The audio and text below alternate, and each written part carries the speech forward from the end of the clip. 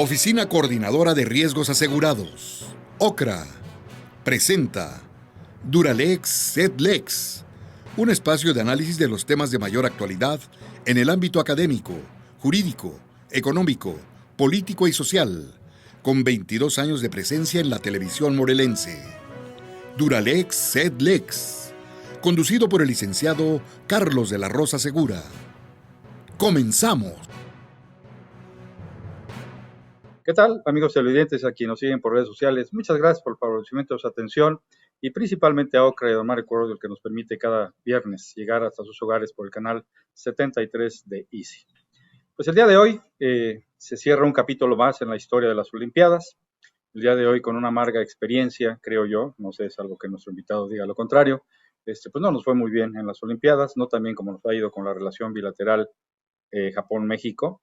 Hoy tengo el gusto de contar con la presencia de don Roberto Abe Camil, quien es nativo de Cuernavaca, no obstante el apellido oriental, es empresario turístico y cultural, ha sido funcionario estatal y federal en el ámbito de la cultura, es miembro del Consejo de Cronistas de Cuernavaca, presidente del capítulo Morelos de la Sociedad Defensores del Tesoro Artístico de México, colaborador con varios temas históricos culturales, escritor también, novelista, una novela histórica que lleva por nombre No mirar hacia atrás, y la historia del primer migrante japonés en Morelos, que supongo habrá sido algún familiar de nuestro insigne invitado el día de hoy, don Roberto. Muchísimas gracias por aceptar esta invitación para platicar con nosotros en relación a esta relación histórica bilateral Japón-México. Carlos, buenas tardes, muchas gracias, muy honrado de estar en este espacio y bueno, un saludo a tu auditorio y encantado de estar aquí. Gracias. Pues bueno, empecemos, mi querido Roberto, por los resultados estos fatídicos en las Olimpiadas, caray. ¿Cuál es tu opinión? Pues bueno, desafortunadamente no es algo que nos deje muy contentos porque bueno, es el peor resultado pues, en varios lustros, ¿no? Yo no soy un experto en deportes, pero bueno, por lo que sé, pues México no ha tenido la trayectoria olímpica de otras naciones, aunque hemos tenido glorias pues, como la del general Mariles, como la de los clavadistas, ¿no? Bueno, se me viene a la mente el box, la marcha, ¿no? El tiro, ¿no? Evidentemente, ¿no? Pero el otro día escuchaba en el radio, Carlos, algo que sí que más que risa, pues me dio un poco de vergüenza, ¿no? Cuando decían que Michael Phelps ha ganado más medallas que todas las delegaciones olímpicas mexicanas en su historia, ¿no? Entonces, pues yo creo que sí es un punto de reflexión porque México, y no es un chauvinismo, tiene pues todos los elementos para ser una potencia deportiva, ¿no? Claro. Espero que en 4 años nos vaya mejor. Pues esperemos, bueno, ya vamos a cambiar de timón también y de barco. Esperemos que el rumbo sea distinto, que las mareas que nos toquen sean menos tempestuosas, como les tocó en su momento en la historia de nuestra relación bilateral entre Japón y México, que pues data ya de hace muchísimos años, por ahí de los años 1600. Tengo entendido que por ahí de 1610, 1600 y algo, llegó por aquí a un primer contingente japonés a Acapulco. Correcto. En una primera visita, ¿no? Si nos quisieras tú más o menos ampliar el panorama de cómo se vino desarrollando desde allá a los años 1600 a la fecha esta situación México-Japón, porque pues hoy por hoy, vamos, es nuestro socio, somos socios comerciales, nos hemos beneficiado infinitamente con lo que ha invertido Japón en México, en fin. Adelante, querido Roberto. Gracias, Carlos. Como bien lo mencionabas ahí fuera del aire, pues la presencia de Japón en México en el ámbito comercial e industrial es de primer orden, pero nuestras relaciones son antiquísimas.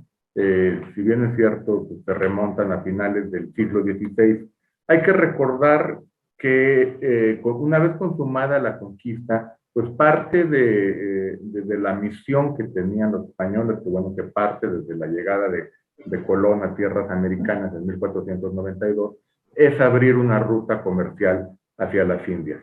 Era imposible hacerlo por tierra porque, como ustedes recordarán, pues los turcos tenían ese cerco por tierra que impedía pues, a los europeos acceder por la vía terrestre de Europa hacia Asia, Entonces ahí, como nos enseñaron en la escuela, ¿no? Pues se buscan otras rutas. Claro. Llega Cortés a tierras americanas, a las Antillas, y precisamente en las semanas posteriores a su primer desembarco, perdón, Colón, Colón en las semanas posteriores a su primer desembarco, hace contacto con la isla de Cuba. Y él cuando desembarca en Cuba, en un primer instante piensa que había desembarcado en Zipango, que Zipango era el nombre que daban los europeos a Japón en ese entonces. Poco después, pues bueno, ya salen del error y se dan cuenta que es un continente Como nuevo. que iba al revés, ¿no? Que estaba al revés, no que eran Le tierras voltearon el distintas, mapa.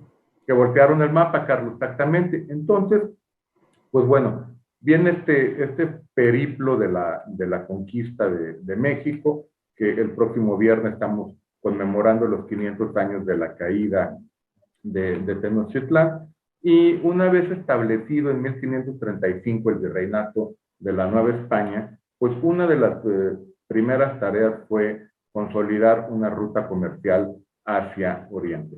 Particularmente se establece la nao o el galeón de Manila o de China, que hay algunos expertos como el doctor Pablo Marentes, nuestro actual cónsul general en Austin, que dice que no debemos llamarlo ni nao de China ni galeón de Manila, que el nombre correcto es la nao de Acapulco, porque salía de Acapulco y por las corrientes pues regresaba a Tepic por ahí, ¿no? Entonces, pero se establece este contacto con Filipinas y comienza un comercio muy importante, probablemente la ruta comercial más importante del mundo por 300 años, imagínense. Manila, México, Veracruz, Cuba, Madrid, ¿no? Y en este periplo llega un joven novohispano ya criollo, ¿no? De una familia muy reconocida, de una familia preponderante ya en la Nueva España, y es San Felipe de Jesús. Y él llega a establecerse en el comercio alrededor de 1500, principios de los 1590.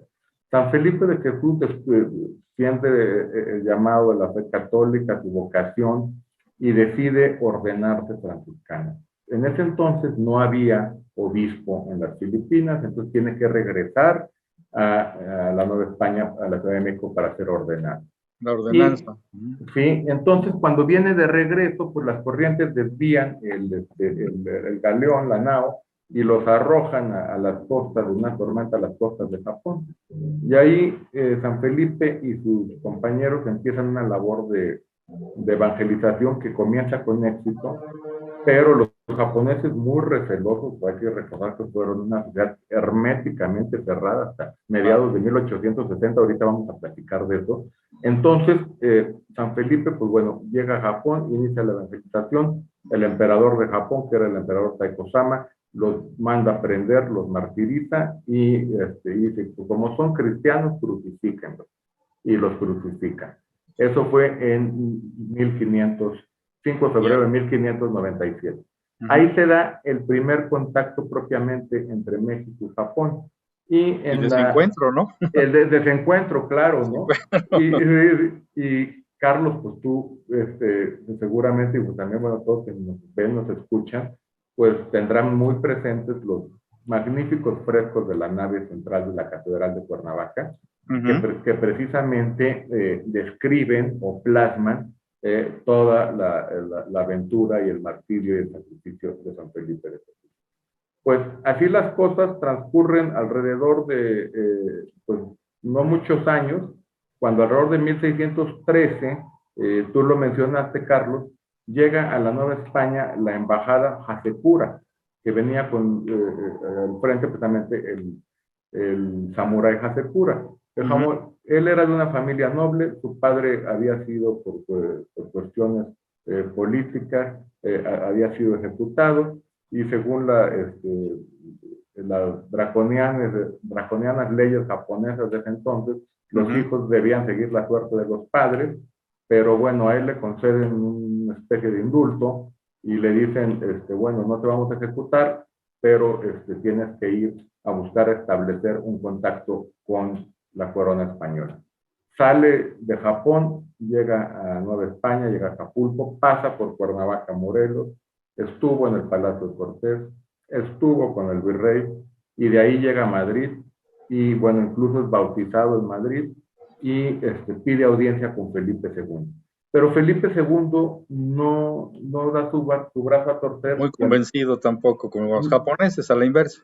Exactamente, ¿no? Y Felipe II sobre todo decide no firmar ningún acuerdo comercial ni ningún tratado diplomático con los japoneses en virtud de la persecución que se había dado a los católicos.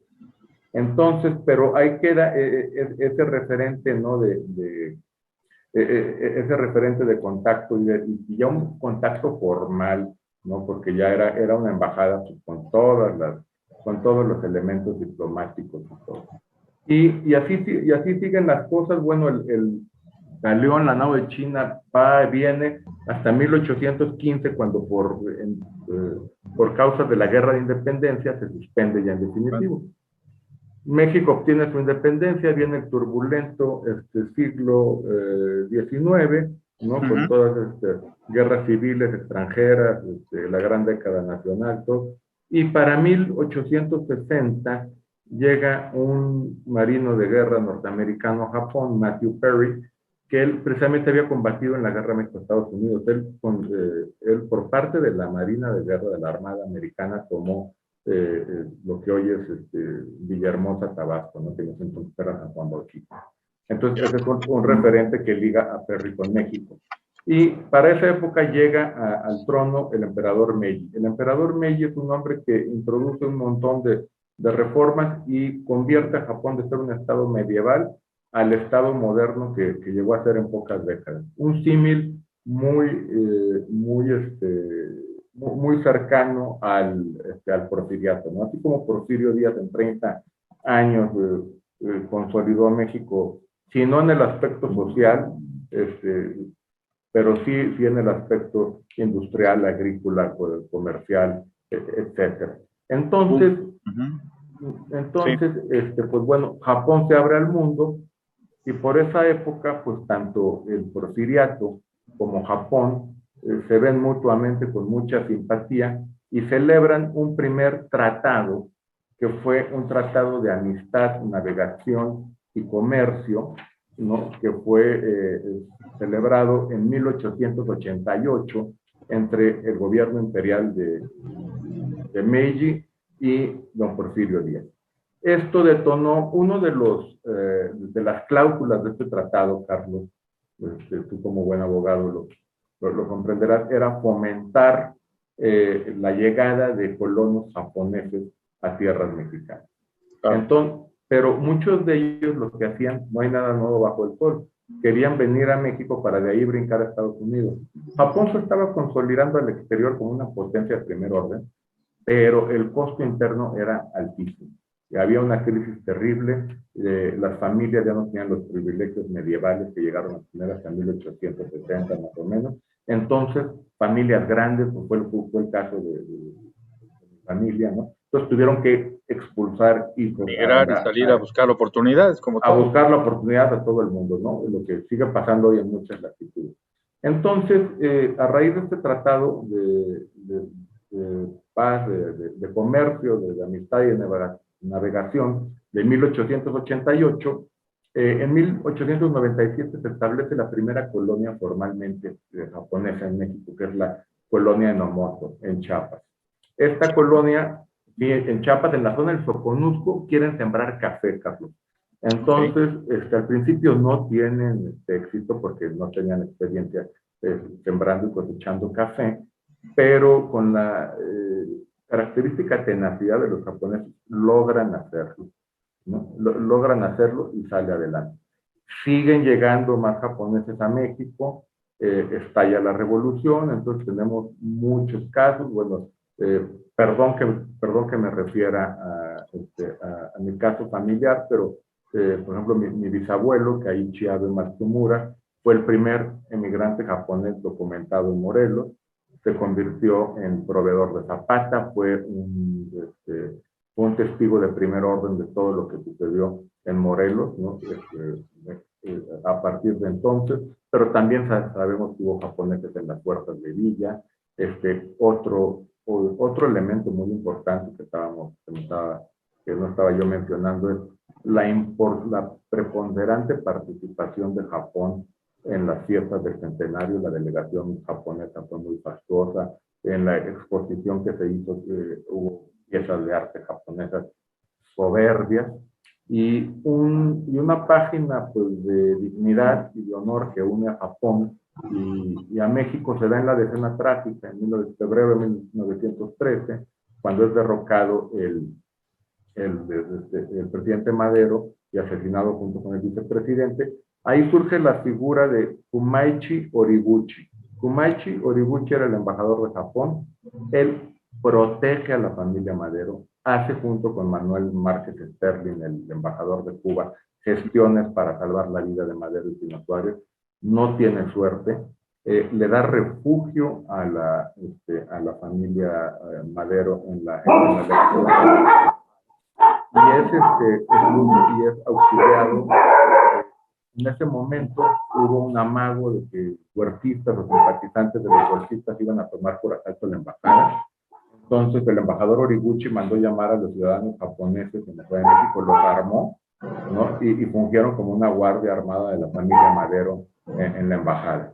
A él lo asistió el secretario de la legación, un hombre también que lo vamos a mencionar ahorita, Kintaray, ¿no? que fue pues, un destacadísimo diplomático japonés que se queda en México. Después de la Decena Trágica, evidentemente el embajador Origuchi recomienda a la Cancillería Imperial pues, romper relaciones con México y retiran la embajada, la cual se restablece pues, una vez que cae el gobierno de Huerta. Otros personajes ligados con Japón y México fueron Félix Díaz, uno de los golpistas que fue designado embajador en Japón, aunque nunca llegó a tomar posesión, y Gustavo Adolfo Madero, el asesinado hermano del presidente, que él había sido designado embajador en Japón, pero no puede partir porque precisamente estalla la Decena Trágica y lo alcanza la muerte. Entonces, bueno, pues termina la revolución, Kintaray regresa a México y como agregado cultural, ¿no? Y se vuelve catedrático de la UNAM, incluso aprende a hablar náhuatl a la perfección.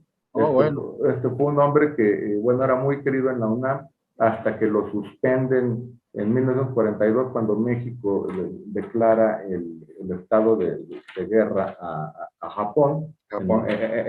Y a las potencias del eje, pero entonces lo separan de ser catedrático, pero cuando se restablecen pero él se queda en México y aquí muere y pues, bueno, fue uno de los grandes referentes de la comunidad japonesa en México, la cual prosperan principalmente como agricultores, como comerciantes, pero llega ese penosísimo incidente, ¿no? Esa hoja negra en nuestra historia y particularmente en la de Morelos, cuando pues estalla la guerra, pues se da en 1942, pues el gobierno crea esta comisión para administrar los bienes del enemigo, ¿no? Entonces, en la cual pues, son incautados, ¿no? Y requisados, ¿no? Todos los bienes de los japoneses, alemanes, italianos, y eso dio pie a una clase pues, de excesos y de robos y despojos que pues, van más allá de las facultades legales que tenía esta comisión. La historia de mi bisabuelo yo la narro muy bien, todo lo que le ocurre aquí en Morelos, y en Temisco, pues bueno, está pues la vergonzosa página de que fue el campo de concentración de los japoneses en México. Las relaciones diplomáticas, Carlos, se restablecen en 1952, cuando el gobierno de México es uno de los más entusiastas, ¿no? en la propuesta de incluir la reincorporación de Japón a la comunidad internacional después de la guerra, alguien que jugó un papel preponderante en el restablecimiento pues, de las embajadas, fue Octavio Paz, que en su periplo como diplomático, te recuerdas que estaba en la India, ¿te acuerdas? Y que, pues bueno, embajador a Japón. Lo mandan Roberto, a Japón.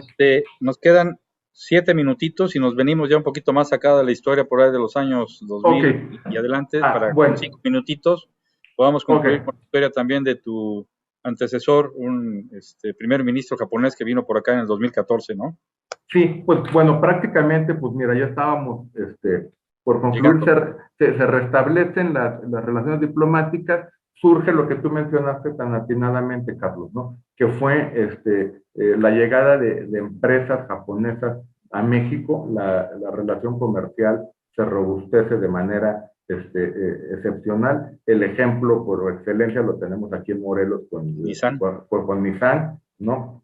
Y así consecutivo. Pero también, pues bueno, los japoneses destacan mucho pues en la jardinería, en la horticultura y en el aspecto cultural, pues bueno, Bárbara Houghton construye su palacete japonés en Sumilla. Otro gran personaje ligado a Morelos con Japón, pues fue don Javier Olea Muñoz, ese magnífico penalista, que ¿no? Ese hombre que bueno, que no solo fue un destacado abogado, postulante, litigante, sino también fue secretario particular del gobernador de Veracruz, fue gobernador de Guerrero, fue un escritor de primer orden y fue embajador en Japón.